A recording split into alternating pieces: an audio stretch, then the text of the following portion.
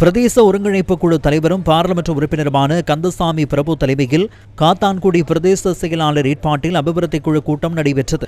அபிவிருத்தி குழு கூட்டத்தில் பாராளுமன்ற உறுப்பினர்கள், காத்தான்குடி நகரசபை தவிசாளர், கிழக்கு மாகாண ஆளுநரின் இணைப்புச் செயலாளர், அதிகார சபைகளின் அதிகாரிகள், பிரதேச செயலக அதிகாரிகள், கிராம உத்தியோகஸ்தர்கள், அபிவிருத்தி உத்தியோகஸ்தர்கள், சிவில் அமைப்புகளின் பிரதிநிதிகள் உள்ளிட்ட பலரும் பங்கேற்றிருந்தனர். இதன்போது காத்தான்குடி நகரசபைக்குட்பட்ட முக்கிய திணைக்களங்கள் எதிர்நோக்கும் பிரச்சினைகள், கடந்த கால திட்ட முன்னேற்றங்கள் தொடர்பில் ஆராயப்பட்டது. காத்தான்குடி நகரசபை தவிசாளர் SHM அஸ்வர் காத்தான்குடி நகரசபையினால் 2026ஆம் ஆண்டில் மேற்கொள்ளப்படவுள்ள திட்டங்களுக்காக காத்தான்குடி பிரதேச அபிவிருத்தி குழு கூட்டத்தின் அனுமதியை கோரினார். இதன்போது இவ்வாறான நிலைமை ஏற்பட்டது. 80 மில்லியன் பணத்தை நீங்க நிப்பாட்டி நினைச்சு ஆத்தங்கரைக்கு வந்தது சுவர் கட்டுற ப்ராஜெக்ட் நிப்பாட்டி கேள்விப்பட்டிருப்பீங்க. அந்த ப்ராஜெக்ட் கூட எங்களுக்கு தெரியாது சார். அப்படி ஒன்று வந்துடுறாங்க.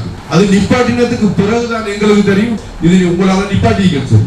அப்படி நீங்க நிப்பாட்டிங்க மட்டக்களப்புல வந்த எந்த ப்ராஜெக்ட்டுமே என்னால நிப்பாட்டப்படும்.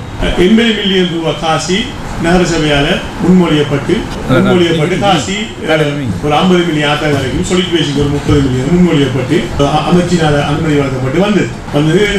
அந்த வேலை நடக்குது வந்தோடனையும் அந்த காசி எங்களுக்கு DCC அனுமதி இல்லாம ரிலீஸ் பண்ணிடலான்னு சொன்னாங்க. போன கிழமை மினிஸ்ட்ரியால் அறிவிச்சிருக்காங்க. இந்த காசு 2026ஆம் ஆண்டு ப்ராஜெக்ட்ல கொலை பண்ணுங்க, நீங்க இதில் DCC அனுமதி எடுத்துட்டு வாங்க. உங்கள்கிட்ட ஒரு எங்க ஊரு வீதியா உங்கள்கிட்ட ஒரு ப்ராஜெக்ட் வரக்குள்ள எங்களுக்கு தெரிஞ்சுக்கணுமா இல்லையா? நீங்க சொல்லுங்க.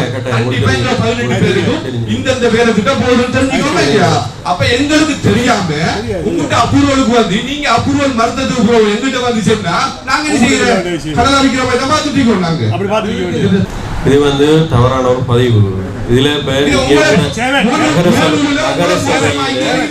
நகரசபையில மேற்கொள்ற அபிவிருத்தி திட்டங்களை நகரசபையில அனுமதி எடுத்திருந்தா நல்ல சபை நடைமுறை தெரியாது. சபை நடைமுறை எங்களுக்கு ப்ராஜெக்ட் நாங்க கொடுப்போம். எங்களுக்கு ப்ராஜெக்ட் அனுமதிக்கப்பட்டதுக்கு பிறகுதான் சபையில போட்டு அனுமதி எடுக்கும். அப்படி அதான் அப்படி எங்கயாவது சபை நீங்க சொல்லுங்க. அப்படி எங்கயாவது தனியா மெம்பர் உங்களுடைய சில வேண்டிய